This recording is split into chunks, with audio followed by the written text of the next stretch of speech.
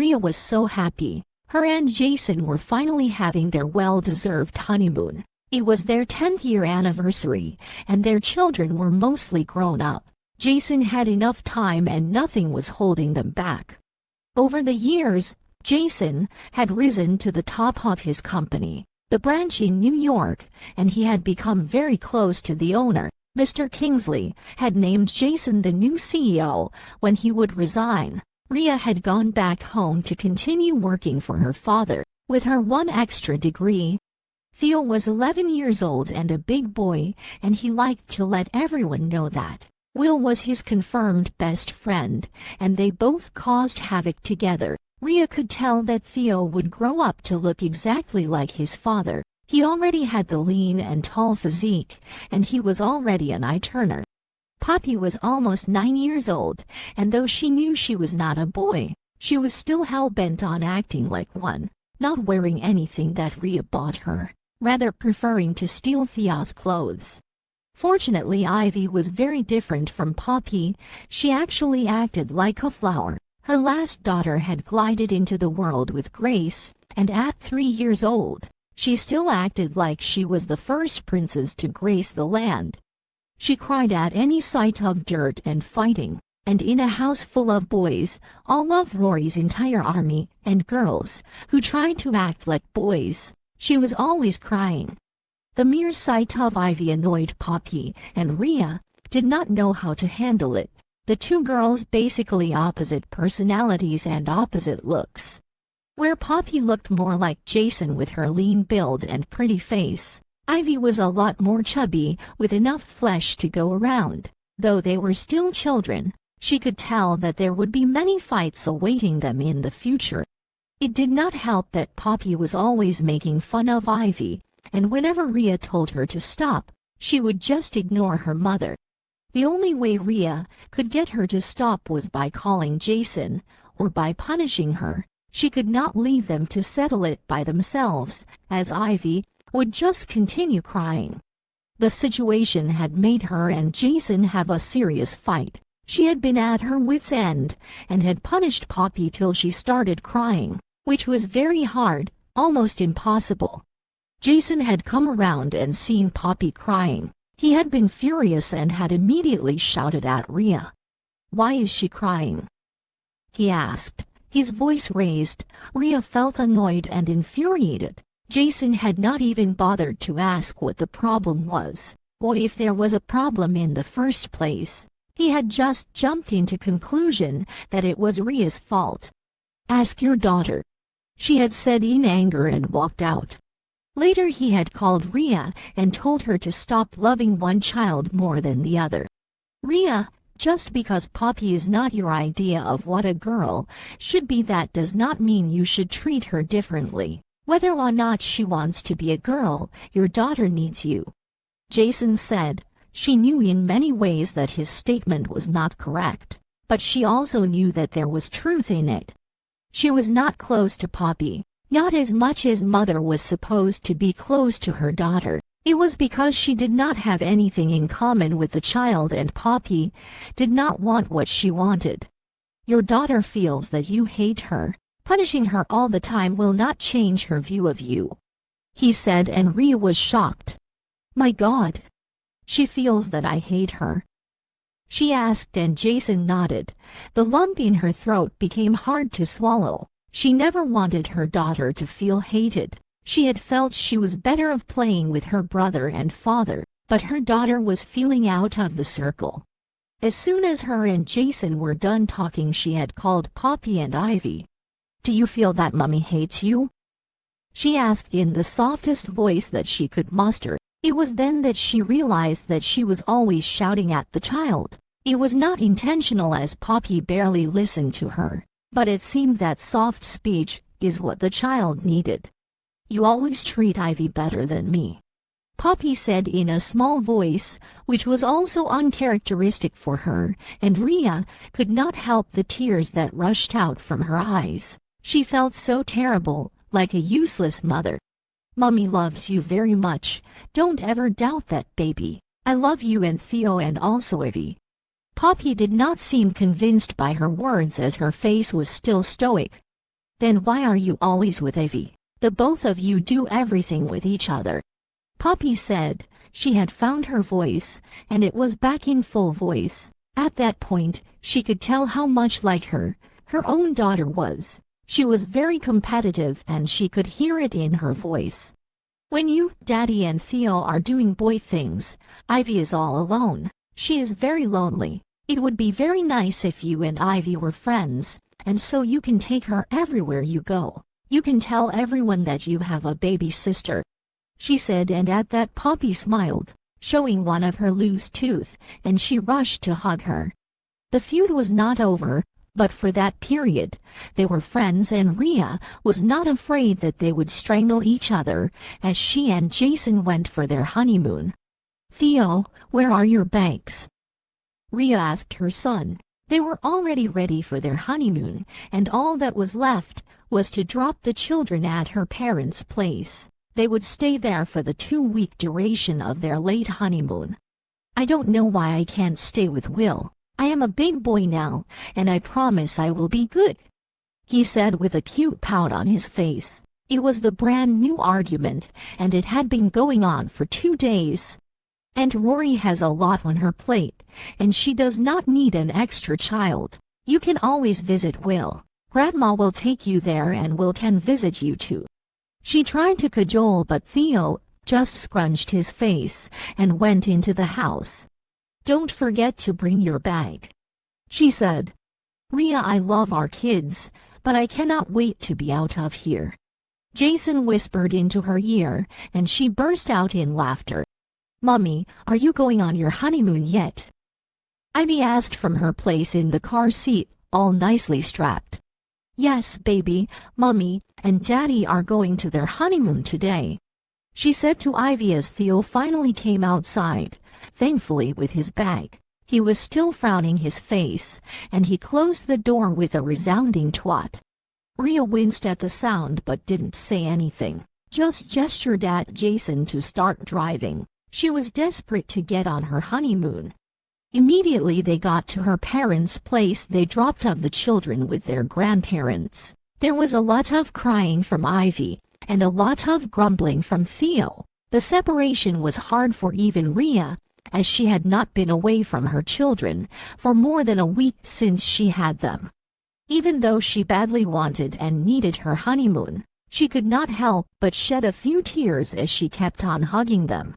The weather in the Maldives was hot. Since it was March and their 10th marriage anniversary, the heat was only sated by a few outbursts of rain.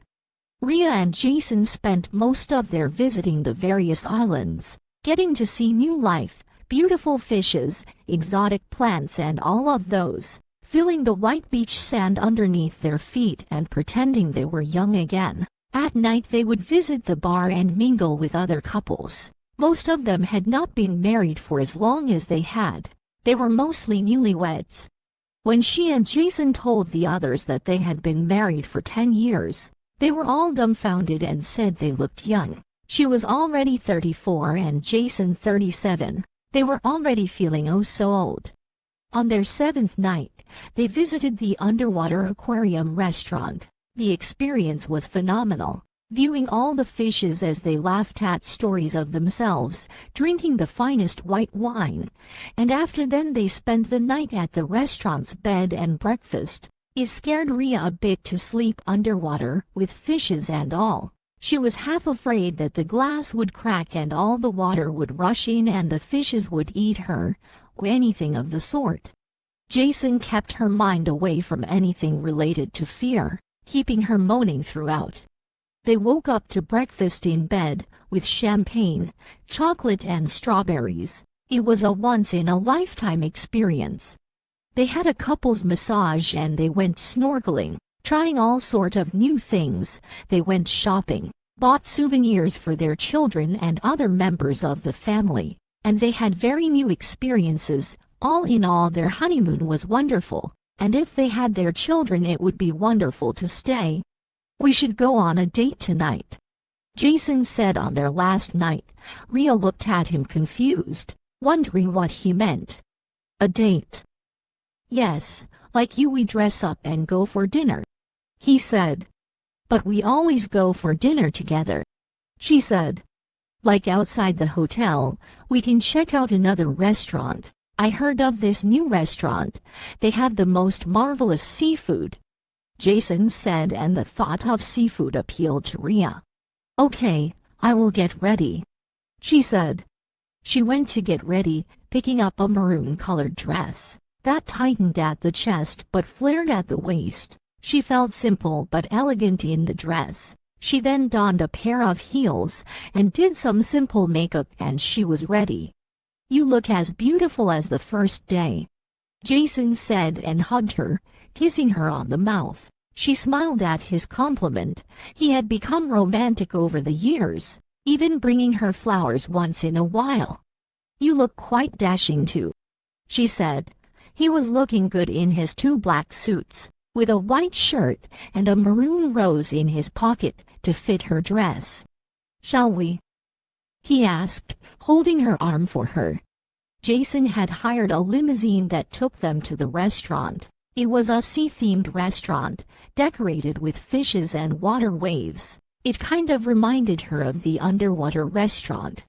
They enjoyed their dinner of crab legs and butter, loving how the white flesh melted in her mouth. They exchanged stories of when they were younger. They were still knowing new things about themselves every new day, continuing to grow as a couple. After the dinner, they were sated and happy. They slept in each other's arms, awaiting what the next day would bring. "Mommy! Daddy!" Ivy shouted as she ran with her little legs to hug the both of them. They just returned from the Maldives and they were exhausted, but nevertheless happy to see their children, to meet their family. Though Poppy and Theo sounded less excited, Rhea could tell that they both missed them. Rhea was so happy to see her family, happy enough to hug her family, for years to roll down her eyes. "Why are you crying, Mummy?" Poppy of all people asked, and Rhea could not help more the tears that poured down her cheeks. "Mummy is just so happy. I am so very blessed," she said, and it was true. She was so happy. She had something that most people were looking for. She had found love and she had found family. She was truly blessed. She would never regret being pregnant, for the Playboy Richard Wesley had seen many misfortunes in his life. The most recent one was being dumped over and over again by the woman he loved, and for the most undeserving man. For months he doubted himself, wondering where he went wrong. When he finally came back to New York for Christmas, the last thing on his mind was another relationship. Isabella Anderson had recovered from being dumped by her fiancé of 3 years. At least that was what she told herself. She is living her life one day at a time, traveling around the world with her clients and hooking them the best of deals. She does not need a man or anyone in general. These two very different people meet at the most unforeseen circumstances. It is Christmas and love is in the air. Will these two have their second chance? Will they be able to fall in love again? Or will circumstances tear them apart? Join Richard and Isabella in their story of love, of second chances, and of Christmas. 1. The first Noel. Or maybe the first plane ride. Richard stared openly at the breathtaking woman in front of him. The tall, slim and melanin-skinned lady was wearing a white-colored jumpsuit that accentuated her curves. Her long black hair fell to her shoulders in waves. She was wearing a bright pink jacket over the jumpsuit, and he had stared at her long enough to know that she was not wearing a white shirt tucked into a trouser. She had this air of confidence as she walked down the aisle of the plane. It was as though she owned it. Her face was dazzlingly beautiful, the type that you couldn't just look away from. Even as it was scrubbed free of makeup, he could tell that she was somebody that frequently used it. As she clicked her heels down the aisle and past his side, it seemed like the entire plane was staring at her. By the look on her face, he knew that she loved the attention. He was flying first class, but it could as well be business, with people shuffling in their seats to get a good view of her. It was clear that she was way out of his league. He dragged his eyes away from her and focused on the magazine on business that he was reading. There was no use staring at someone that would never really see him. A whiff of flowery perfume tickled his nostrils, and Richard looked up to see the lady in pink and white staring at him, a hint of a smile on her face. "Is this seat taken?" she asked, gesturing to the seat by his side. Her voice sounded as confident as her steps. It was sharp with a bit of softness. She sounded like someone who was used to giving orders and certainly not asking for something. Richard wondered why out of all the seats she decided that she wanted to sit there. He already knew that she was attractive. He also knew that she was out of his league, and now he knew that she had it in her mind to tempt him. He gave her a simple nod, and he could see her frown a little as she sat on the chair. He took his focus back to the article on business management that he was reading. They were still waiting for the plane to move. He tried to read the magazine, but the sharp, but yet flowery scent of her perfume kept distracting him, coupled with the fact that she would not stop hitting her heel on the ground. He could tell that she was trying to get his attention, but he had nothing to tell her. He had no idea what to say. He had always had this unexplainable fear when it came to women. He had no idea how to talk to them. The first and only time he had gathered enough courage to talk to a woman was when he talked to Rhea, his ex-girlfriend.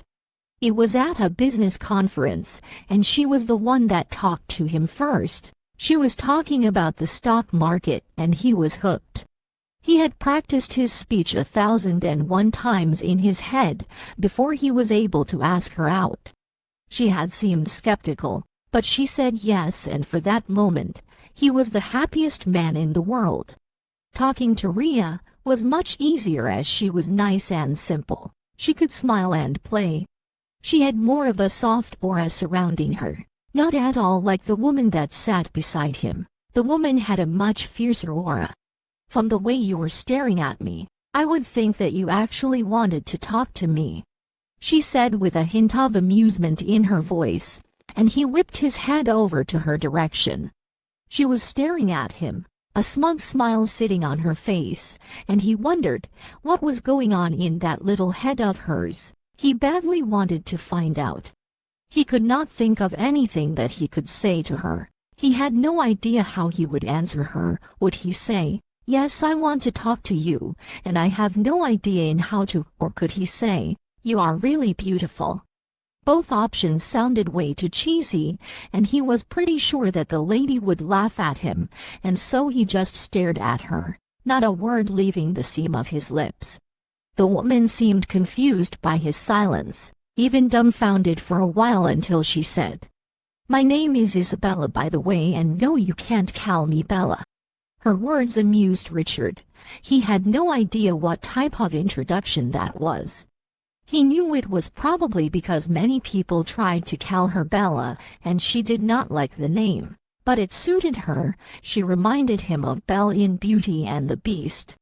Belle in Beauty and the Beast had always struck him as confident, and that was something that he saw in her, something that he sorely lacked. "But I like the name Bella. It suits you. I think that is what I will call you," he joked, and she looked appalled by the suggestion. It was almost comical. "No, no, no," she groaned. It was clear that she did not like the idea at all. "Okay then, maybe I will call you Belle," he said, placing his hand on his chin and pretending to think about it. The look that appeared on her face was enough to have him doubling in laughter. "Why would you think that Belle is any better than Bella?" she asked, pouting. "All right, I will call you Bella then," he said, using the oldest trick in the book. "Okay, that is better than Belle," she said. She had not even realized then that she had just agreed to his earlier request. "So what do I call you?" she asked. "Richard Wesley here, pleased to make your acquaintance," he said as he stretched his hand towards her for a handshake. As Isabella walked down the aisle, she could feel all eyes on her, boring into her skin. Some from men, who wanted nothing but to sleep with her, others from women, some from adoration and some from jealousy. She took note of one particular pair of eyes that looked different from others. He seemed to be looking at her, but there was no ill intent in his eyes. Without thinking too much of it, she walked to his chair. "Is this seat taken?" she asked, trying to be as polite as she could. The man stared at her, studying her before nodding his head. She sat down beside him. At first glance, he did not look anything special. His hair was long and curly. His face was smooth and good-looking enough, but none of his features stood out. His skin was milky and his eyes a normal dark brown. He was wearing a baggy suit, and she could tell he was unacademic, or maybe a businessman, and the only thing missing to complete his looks was a pair of glasses. The silence between them was awkward, and she wondered why he was not saying anything. He had not spoken one word to her, and it unnerved her. She wondered what was so enticing in the magazine that he was reading that he could not take his eyes off to answer her. "From the way you were staring at me, one would think that you actually wanted to talk to me," she said, and he whipped his head in her direction. Like the previous time, he did not say a word, he just kept quiet. She wondered if he could not hear her, or he did not know what to say. But then again, he had nodded when she said she wanted to sit close to him. Maybe he was deaf and he could read lips. "My name is Isabella, by the way, and no, you can't call me Bella." She tried for the last time, and she was finally able to break his silence. He had claimed to like the name Bella, and somehow he made her agree to let him call her Bella. They started talking, and he threw away his magazine, for someone that did not utter a word to her for about 5 full minutes. Richard, as she later found out his name, seemed to talk a lot. He had a hidden sense of humor, and he had her laughing for the entire ride. "So you are a stockbroker?" she asked as they were still on the plane ride. "No, I work in business management. What do you do?" he asked her. "I am a modeling agent," she said. "A modeling agent?" he asked, confused. "Yes, I am like a normal agent, but for models," she said, and Richard shook his head. "I know what it is, but why be an agent when you can be a model yourself?" he said, and she smiled. She absolutely loved his mind. The truth was that she had always wanted to be a model, but she had self-esteem issues when she was much younger, and many people had told her that she would not be able to do it, that she did not look good enough. She had started working as an agent to get close to the models, and had fallen in love with it along the way. She had no intentions of being a model any longer. She did not think she could start conforming to the society's standard of what is right and what is wrong. All of that angered her. "No," she shrugged. "I think you will make a very good model." All of that confidence, he complimented, and she blushed. "So you are going home for the holidays, right?" she asked, curious. For some reason she wanted to know more and more about him. She had not thought of a man like that since Ian. Ian was the love of her life. She had met him on one of her travels. She had gone to Scotland for a shoot. Like every other girl on the planet, she had a thing for guys with Scottish accents. He had also been visiting his father in Scotland, and they had hit off right away. They dated and they even got engaged. They were trying for a child when they found out that she could not have one. She was pretty sure that Ian would love her in spite of it all, that he would stay with her, that they would try IVF or maybe even adopt. But he had refused to try. Instead, he had just left. She was still feeling the pain of his leaving, and she had been ever since. "Yeah, I am going to see my father," he said, and she nodded. He did not even hint that he wanted to go out with her, or that he liked her.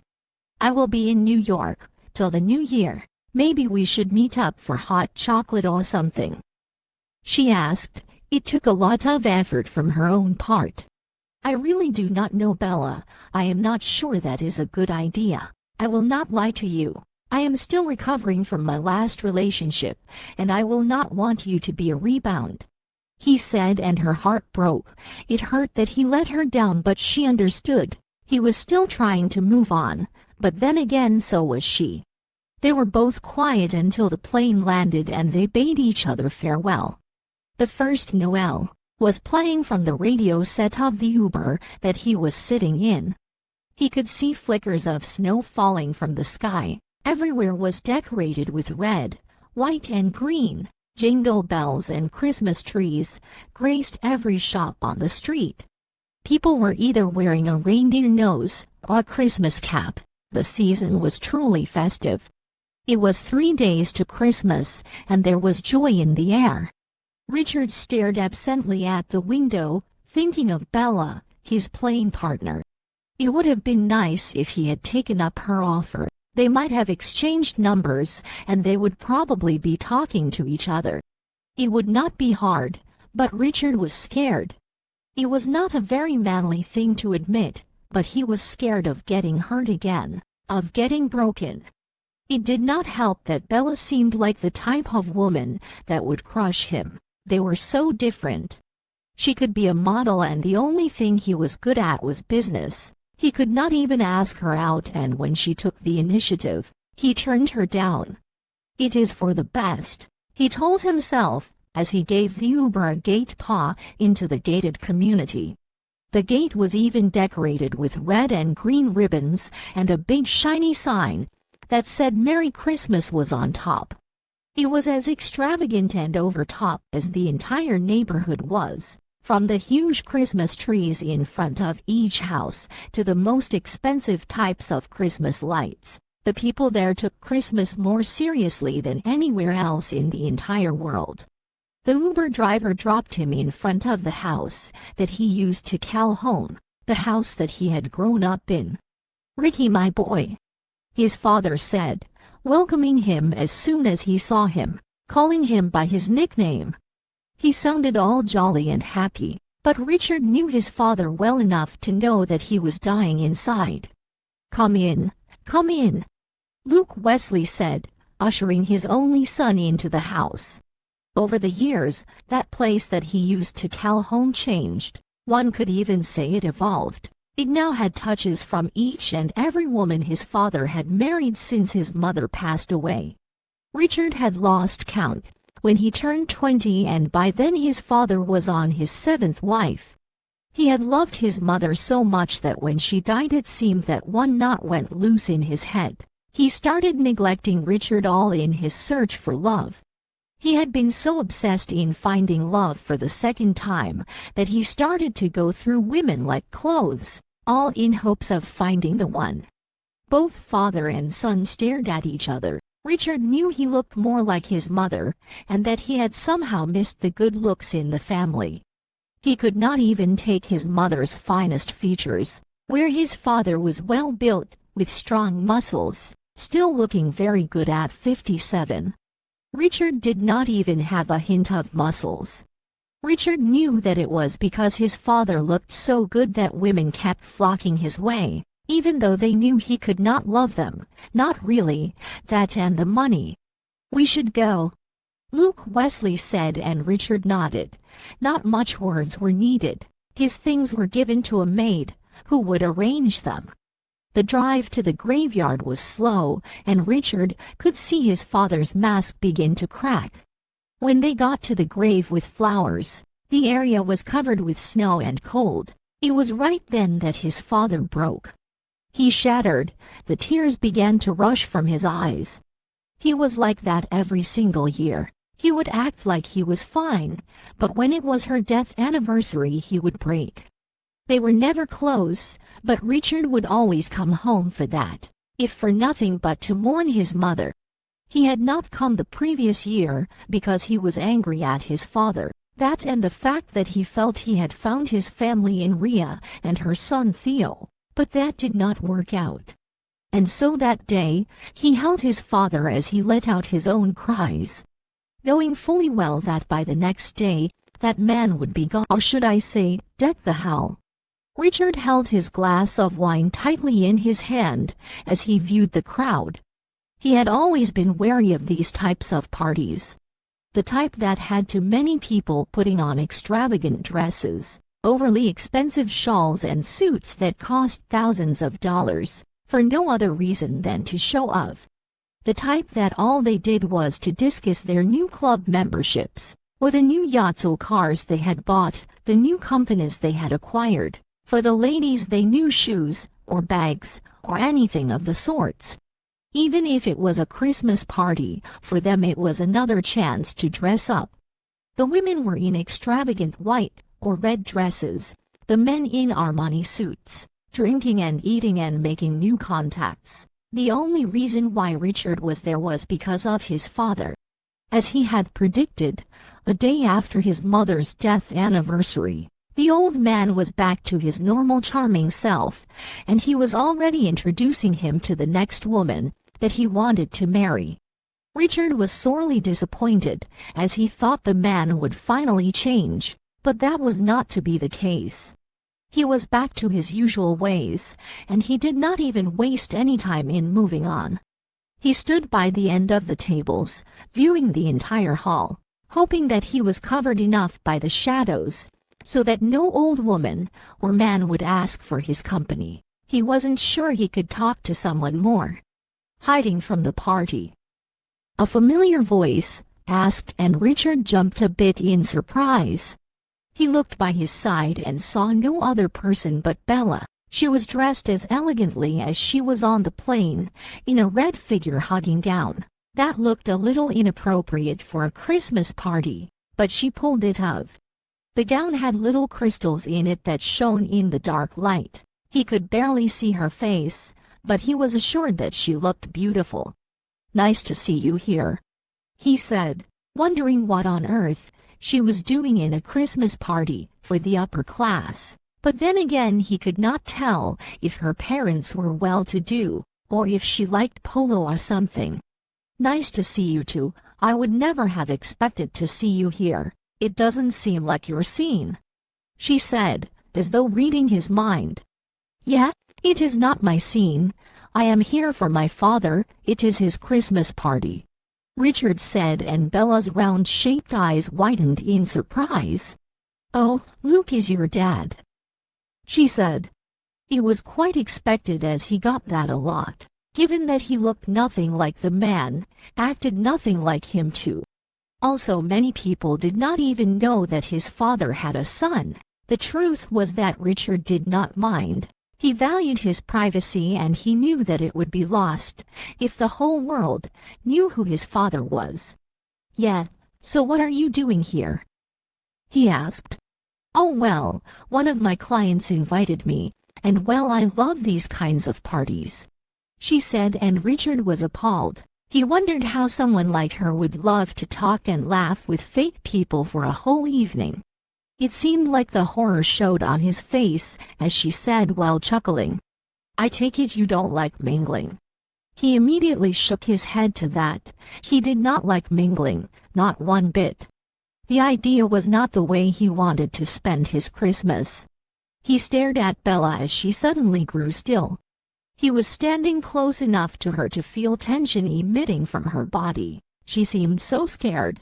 She was a far cry from the woman that had been there a few moments back. It was as though she was exchanged with someone else. He could see that she was staring at someone. He followed her line of sight, and his gaze landed on a fair-skinned man, almost as white as he was, with curly hair atop his head. He was one of those extremely handsome men, like his ex-girlfriend's new husband. The type that made girls swoon, and the type that made people like him helpless when it came to women. The man was wearing a fitted Armani suit and a pair of Italian flats. In a contrast to his corporate dressing, a black earring stud was on his left ear, and he was moving closer to them. Richard wondered what connection Bella had with the man, but he was half sure that either she dated the man or she was dating him. The sight of the man made him not to regret his choice of not agreeing to a coffee date with Bella. He could not compete with all of that. He was so lost in his thoughts that he did not notice until the moment that Bella was standing. "Please, Richard, just do this for me," she said against his lips. He had not even registered the words in his head. All he knew was that she sounded sad. He was still thinking when she placed her soft lips on his. He sighed as her lips gilded with his. Unable to withhold himself, he put his hands around her waist. It had been so long. He moved his lips against hers, sucking, nibbling and teasing. He was not one to act irrationally, and if it had been anyone but Bella, he would have pushed her away. But he was starting to realize that he cared more for her than he would admit. It was as though they were lost in their own world, and Bella's body relaxed against his. He was forgotten to wonder why she was kissing him, or even why she was kissing him right there. He did not mind as far as her lips were still on his. He took control of the kiss, as it was getting more and more heated. He was getting desperate for some bare flesh as he glided his hands up her bare back. At the abrupt sound of a throat clearing, both him and Bella jumped apart. It was then that it dawned to Richard that he had just made out with a woman in the middle of his father's party. He looked to the source of the sound, and it was the pretty boy standing there, looking a bit pissed. He looked at Bella, and he could see a start of a smile creeping up her face. He connected the dots and found out that he had just been used. The guy must have been Bella's boyfriend, and she had just used him to get jealous. He was about to leave them to their happily ever after when a strong hand held him back. It was Bella's. She had a pleading look in her eyes, and though all he wanted to do was to leave, he stood there. "Ian, I am sorry I did not see you there before. I was quite busy," she said, finally acknowledging the pretty boy, giving Richard the answer he had been looking for. She did know him. "Isabella, you look good," he said, gazing his eyes over her form, and he frowned at him. He had a strong Scottish accent, and Richard would not be surprised if that was what drew Bella to him, his bloody accent. Sometimes Richard cursed his non-exotic American accent. "Yes, Ian, I am good," said so much conviction in her tone. Richard could hear a hidden "I don't need you anymore," and he was getting the gist of the story. It seemed like he broke up with her, but she was not over him. Or maybe it was him that was not over her. They seemed to be having a stare down, and Richard suddenly felt like a third wheel, like he was tagging along on a couple's date. "Merry Christmas, Bella. Will you not introduce me to your friend?" he asked, and finally he was drawn into the conversation and Bella's eyes met his. She was silently begging him, and Richard had no idea why she was. "Ian, meet Richard, my boyfriend," Bella said, stretching the word boyfriend, and Richard's eyes widened. "Boyfriend? Boyfriend?" Ian asked the very question that was in his mind, and the only thing that was keeping him standing was Bella's pleading eyes. "Yes, my boyfriend," Bella stressed, smiling. "I am happy for the both of you," he said, still gazing at Richard. He was probably wondering what on earth Bella was doing with someone like him. "You are Luke's son, aren't you?" Ian asked in his annoying Scottish accent, and Richard groaned. The last thing he wanted was for his father to hear that. "Unfortunately, yes," he said before he could help himself, and Ian let out a belly laugh. "I will leave you two lovebirds to it," Ian said before leaving the both of them together. Richard turned to Bella and faced her with a questioning look. "What the hell was that about?" he asked.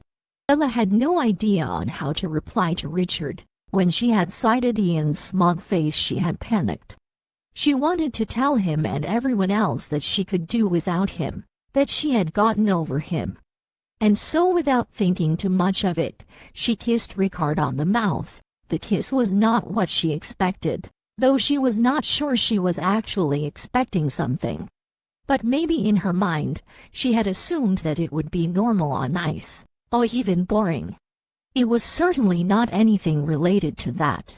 It was explosive, and soon she forgot why she was kissing him in the first place. She had not planned on meeting him in the party. She actually had not planned on going for any party at all, but when Benny, one of her clients, had given her an invite to Luke's Christmas Eve ball, she had been unable to say no. She took it as a prime spot for getting new clients, and besides, she loved to mingle.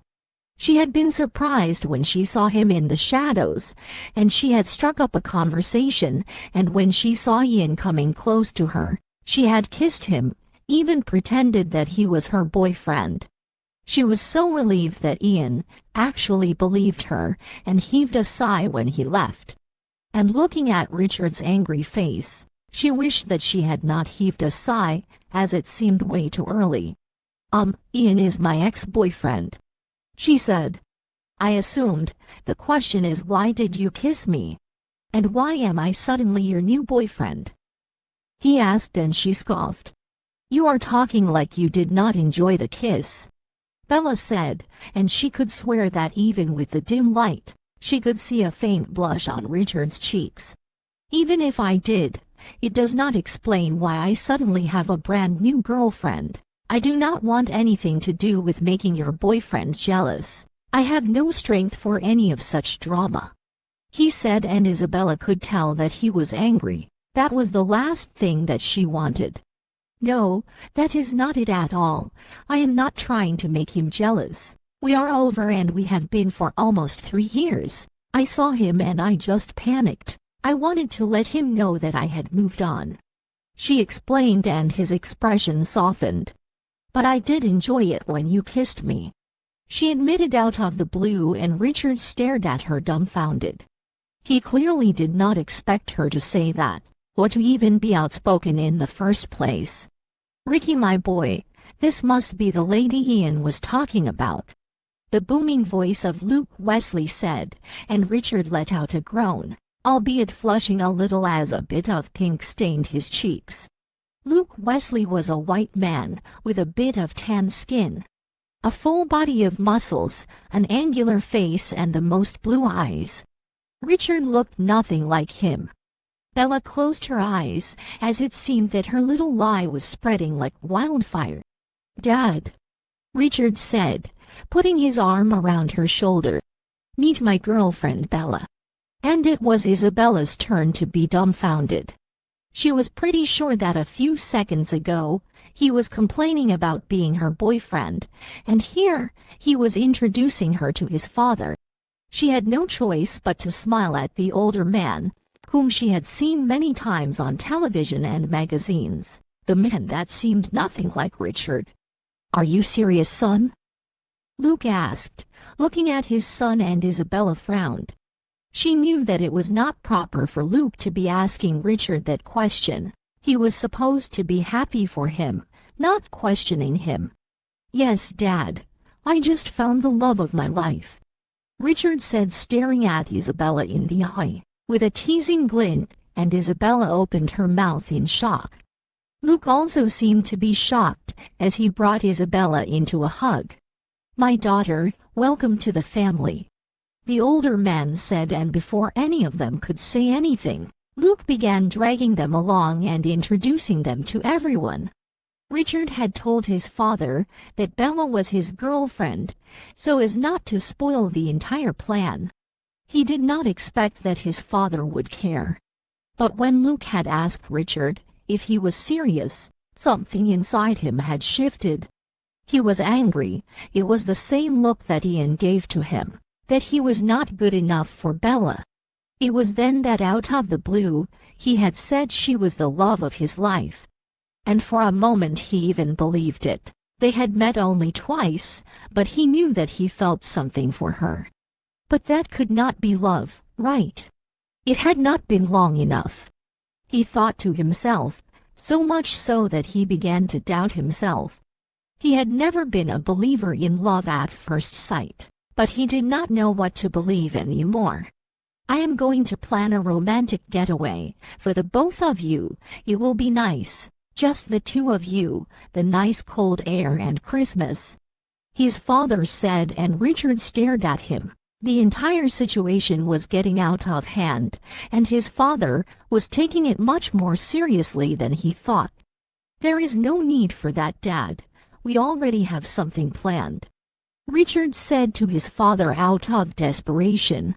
He was beginning to regret telling his father that he was dating Bella. "Really?" both his father and Bella asked at the same time. "Yes, well, it was meant to be a surprise, but it is out now," he said, adding one more lie to the already escalating lot. The only thing remaining was to lie about was that they were married, but thankfully it would not go that far. "Okay, since you already have plans, there is no need," his father said, and Richard released a breath that he did not even know that he was holding. He was so glad that he escaped that. He was already planning what he would say to Bella and everyone else that they had lied to the entire night. "Yes, Dad, there is no need. We need to go now. I promised to take Bella on a date," Richard said, lying yet again to escape from his father's hold, while giving Bella a side look that said, "You owe me." Of course, you guys are free to leave. You can always send for your things. I do not expect to see you till the new year," his father said, basically pursuing him out of the party. Bella waited till they were out of the ball and out of sight before she asked, "What the hell was that about?" She was giving him back his earlier word, her hand on her hips, and by God, he had no idea what to tell her. It's the most wonderful time of the year. Isabella put her hand on her waist, tapping her heeled feet on the floor, waiting impatiently for whatever excuse Richard would have. She did not expect that Richard would actually tell his father that they were dating. What shocked her the most was the fact that he told his father that he loved her. The mere confession had shocked her to the bone. It was so unexpected that she almost shouted. The only thing that made her keep her mouth shut was the fact that she knew that it was all a game that she started herself. She wanted to let Ian know that she had moved on, but ended up getting herself a brand new father-in-law. Before she knew it, Luke was taking them around and introducing them as a couple to all of his numerous business partners. By the time the party was over, he was suggesting a romantic getaway. Thankfully, Richard had arrested the situation, claiming that he had already planned one for them, adding one lie to the mountain they were forming. "We have to keep up the charade that we are dating throughout the holidays," he said, giving no explanation whatsoever, and she frowned at him. That was not what she wanted to hear. "Why on earth will I do that? I have a life, you know," she said.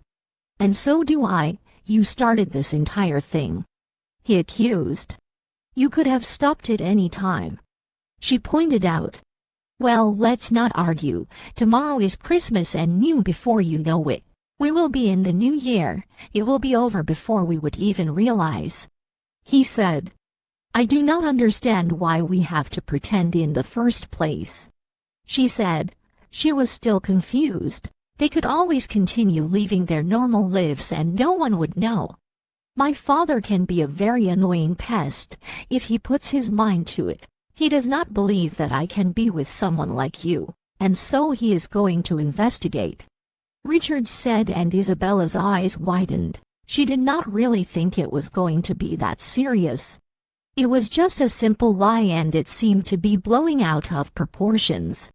"Like he is going to follow us?" she asked in a hush whisper, suddenly afraid of the people around them, that they may or may not be eavesdropping on their conversation. "Something like that, and I admit that I would love to spend my Christmas with you," Richard said a bit sheepishly, a light blush staining his cheeks.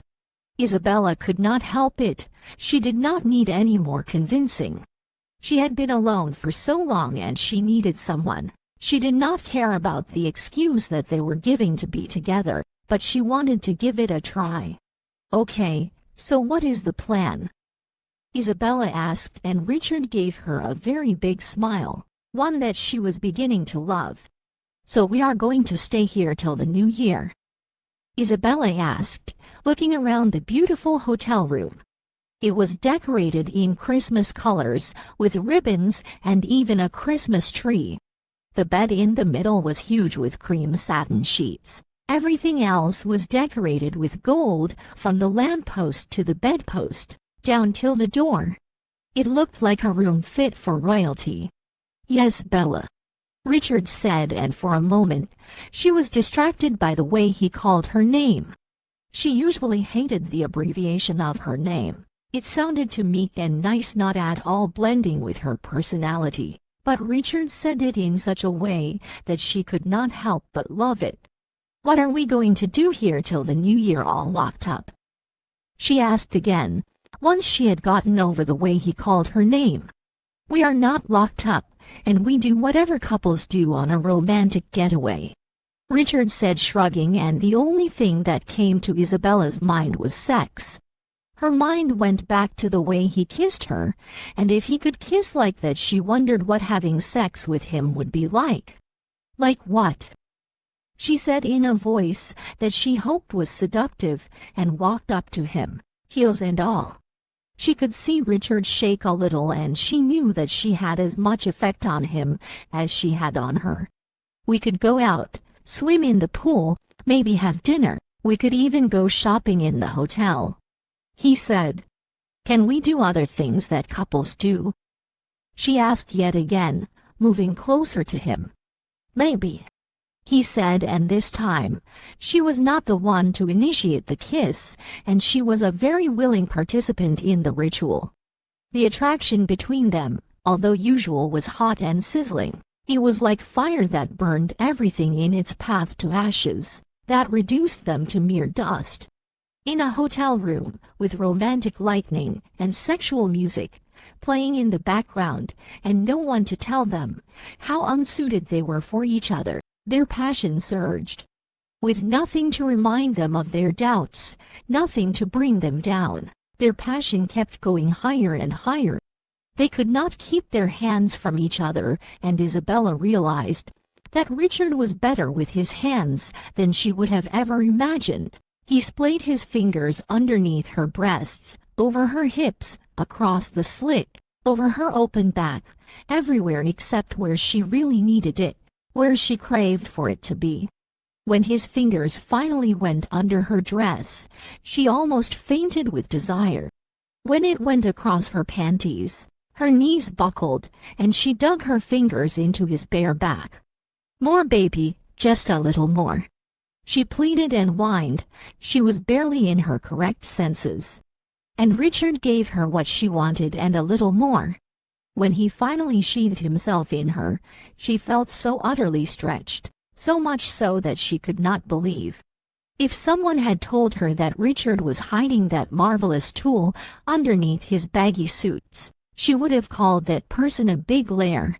Well, thank God that seeing was believing. She had certainly seen, she definitely believed the wonders that could be done with Richard's rod. He took her in several ways, so much so that she had to beg him to stop. All in all, her Christmas Eve was wonder. "You should probably call your parents or siblings. Let them know that you will be unavailable for the next few days," Richard said as he laid down beside Bella. It was already early noon, and they had a few rounds after they woke up in the middle of the night. As he talked, his hand was across her beautiful left breast, not kneading, but slowly caressing, loving as her nipple puckered at his simple touch. He just could not get enough of her. Richard was usually not one for abrupt decisions. He liked his life in a planned order, with no extremities of any sort. What might seem boring to another person was normal to him. So his behavior with Bella was certainly abnormal. He had not been so uncertain in his life. He had no idea what they were doing, what they were, or even what anyone would call them. He knew that they were in the hotel room because he did not want his father to be suspicious, but then he did not know why they had sex. For the first time in his entire life, Richard did not want to know why. He just wanted to go with the flow, He just wanted to have sex with her because he loved it. He did not want to question anything at all. He just wanted to be free. There is no one to call. They would not be worried about me, she said, and Richard looked at her, stared at her. He wondered what kind of family she had that would not care about her whereabouts, and during the holidays for that matter. He wanted to ask, but he decided to keep his mouth shut. It was not like he was her boyfriend, or anybody that had the right to ask such questions in the first place. Okay, but seriously, we need to get out of this bed, he said again. They had been on the bed for hours, and each time one of them tried to get up, they ended up having sex again. Yes, we need some food, Bella said, and stretched on the bed, giving him a good view of her perky breasts and her flat stomach. She looked like a goddess with the sun shining from the window, her black hair tumbling down her back arched and illuminated by the light. Hug! He droned again as she stood up, not even bothering to wrap the sheets around her exquisite body, as she sashayed to the bathroom. Richard could feel himself get hard. He was sure that he had never had so much sex in his entire lifetime. His sex life was not something to write home about. He was a virgin until he turned 22, which is pretty long for a guy. When his mates were having their first nights, he was busy studying the stock market and business techniques, busy reading accounting books and learning more about numbers. Many of his friends thought he was gay, but he actually was not. When he finally passed that particular stage and was interested in women, it turned out that women did not like him. That put a damper on his self-esteem, and he usually paid for the sexual services that he enjoyed. That was until Rhea, his ex-girlfriend. Rhea did not make him feel inferior or like he was less of a man. That was the first thing that made him fall for her.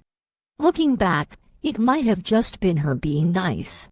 She had treated him like no woman had ever, and so he clung to her, believing that no woman would ever want him. He took all of her concerns to heart, and throughout the period that they dated, he never asked her for sex. Come to think of it, he did not feel they had any chemistry, at least not as much as him and Bella had. Don't even think about following me into the bathroom, she said, as though she felt his stare on her body, and he just shrugged, though the thought had passed his mind at least 3 times in the short period of time she was standing naked. He groaned as he heard the sound of water hit the ground. His overactive mind could not help but imagine the water washing over her skin, flowing down until the water hit the ground.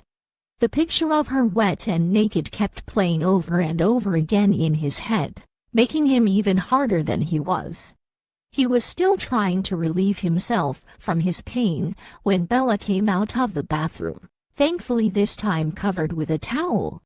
He immediately stood up from the bed, covering his very erect self with a sheet. He could admit that he was actually hungry, and that if he succumbed to his urges yet again, they would both never leave the bed. I almost forgot, babe, Bella said, moving close to him in her towel, the endearment rolling of her tongue, as though they had known each other for years, and he had always been her babe. He stared at her as she moved even closer, still holding her towel with her left hand. She stood on her tippy toes and put her face in front of his. "Merry Christmas," she said before pressing her lips to his. Before he could even try to deepen the kiss, she moved away. "Go on and take your bath, my stomach needs food," she said, shooing him away into the bathroom. He took his time to take his bath and still had enough time to jack off. His left hand had been his companion for a very long time, and his trusty hand would make an appearance whenever he needed it. By the time he was done with all of his business, Bella was already dressed up and waiting for him. She was wearing a simple white polo shirt and a jean trouser. It was the most casual he had seen her since he met her. "I see you found the clothes," he said. referring to the clothes that he had ordered his secretary to find last minute and had brought them into the room while Bella was still asleep. "Yet, I like them, no stress," she said, and Richard laughed. He did not expect her to say that. He went to the hotel's wardrobe and picked up an equally white polo shirt and jean trousers, matching with Bella. "Are we going for some photo shoot that I know nothing about?"